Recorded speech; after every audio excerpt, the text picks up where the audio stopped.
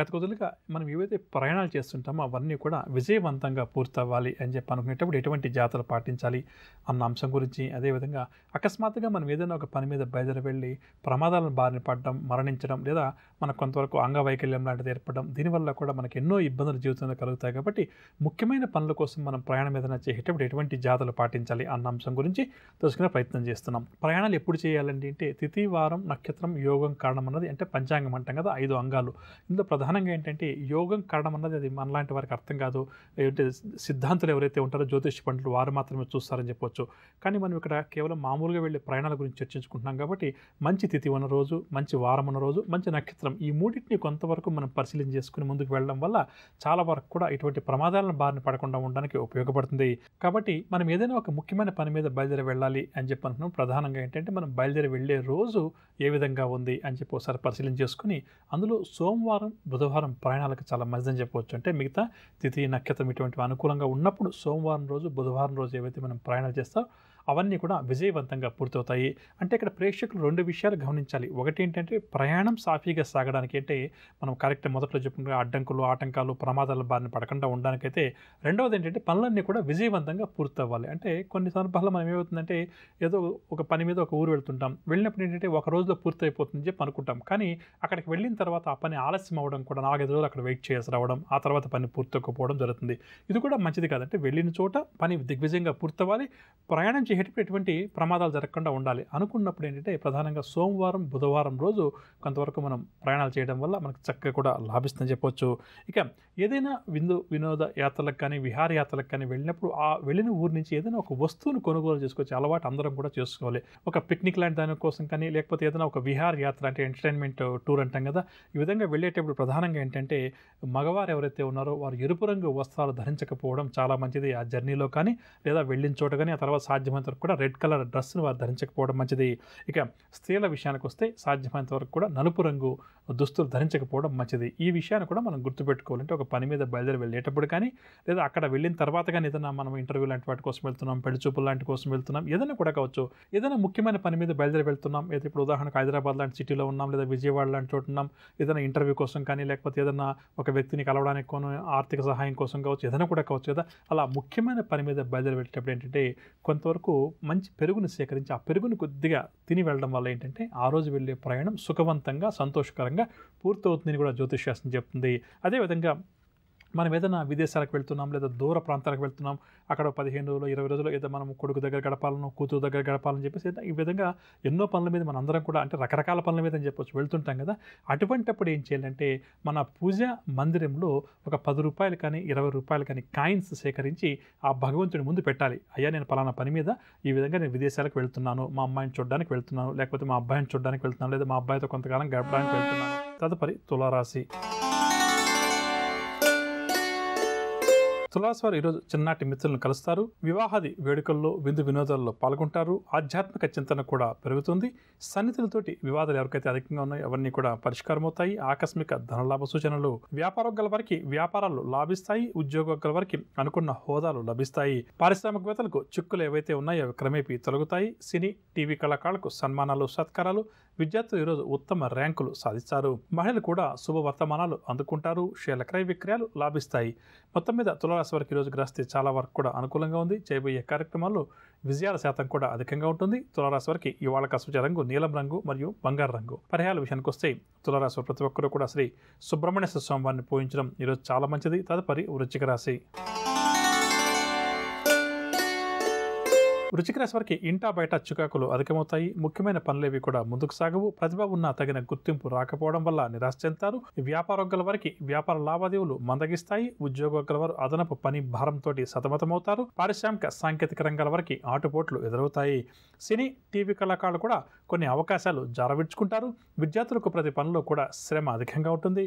మహిళలకు కూడా నిరుత్సాహం తప్పదు. షేర్ల క్రయ విక్రయాలు మందగిస్తాయి.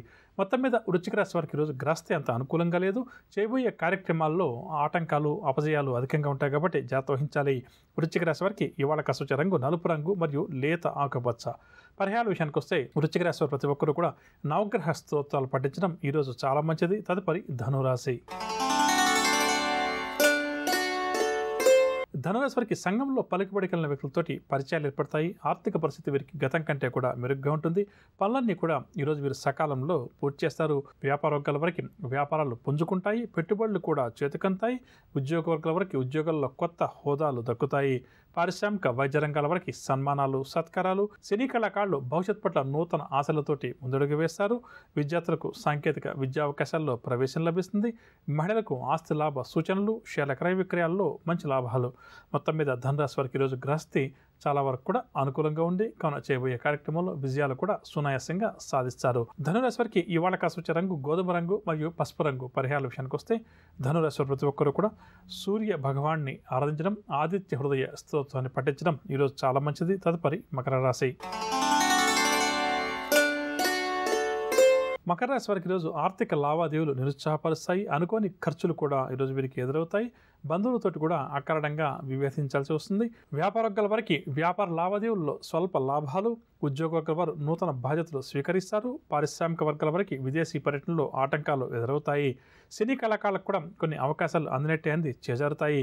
విద్యార్థులు కూడా కొంత గందరగోళ పరిస్థితులను ఎదుర్కొంటారు. మహిళలు తొందరపాటు నిర్ణయాల వల్ల ఇబ్బంది గురయ్యే అవకాశం ఉంది. కావున కీలక నిర్ణయాలు తీసుకోవాలని చెప్పనుకున్న మకర రాశి మహిళలు జాగ్రత్త వహించాలి. షేర్ల క్రయ విక్రయాలు అంతగా లాభించవు. మొత్తం మీద మకర రాశి వారికి గ్రహస్థితి ఈరోజు శుభాశుభ మిశ్రమంగా ఉంది. ఇక మకర రాశి వారికి ఇవాళ కాసొచ్చే రంగు గోధుమ రంగు మరియు ఆకుపచ్చ రంగు. పరిహారాల విషయానికి వస్తే మకర రాశి వారు ప్రతి ఒక్కరూ కూడా రుణ విమోచన అంగారక స్తోత్రాన్ని పాటించడం ఈరోజు చాలా మంచిది. తదుపరి కుంభరాశి. కుంభరాశి వారికి ఆర్థిక వ్యవహారాలు ఈరోజు ఉత్సాహంగా ముందుకు సాగుతాయి. ముఖ్యమైన కార్యక్రమాలన్నీ కూడా విజయవంతంగా పూర్తవుతాయి. వ్యాపార వర్గాల వారికి వ్యాపారాల్లో కొన్ని కీలక నిర్ణయాలు తీసుకోవాల్సిన సందర్భాలు ఎదురవుతాయి. ఏదేమైనప్పటికీ కూడా వ్యాపార వర్గాల వారు వ్యాపారంలో ముందడుగు వేస్తారు. ఉద్యోగ వర్గాల వారు ఇంక్రిమెంట్స్కి సంబంధించిన సమాచారాన్ని అందుకుంటారు.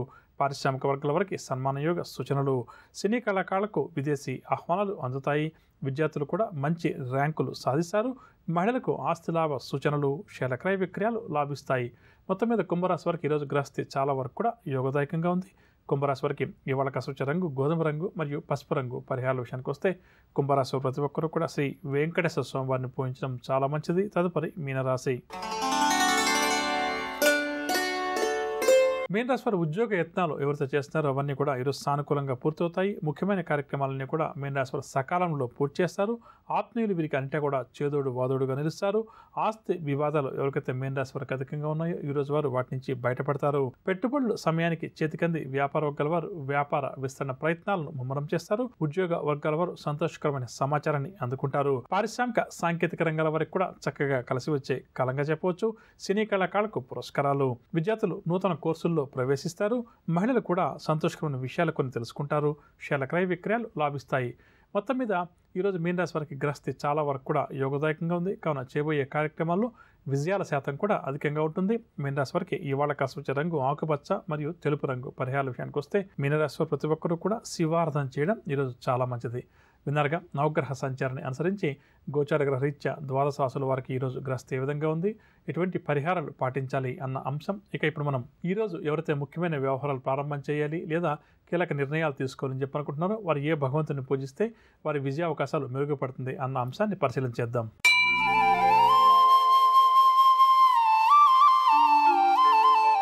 ఈరోజు మంగళవారం కావున కుజగ్రహ ఆరాధన చాలా మంచిది. జాతక చక్రంలో కుజగ్రహ దోషం ఎవరికైతే అధికంగా ఉందో అటువంటి వారు ఈరోజు కుజగ్రహానికి సంబంధించినటువంటి పూజాది కార్యక్రమాలు నిర్వహించడం చాలా మంచిది.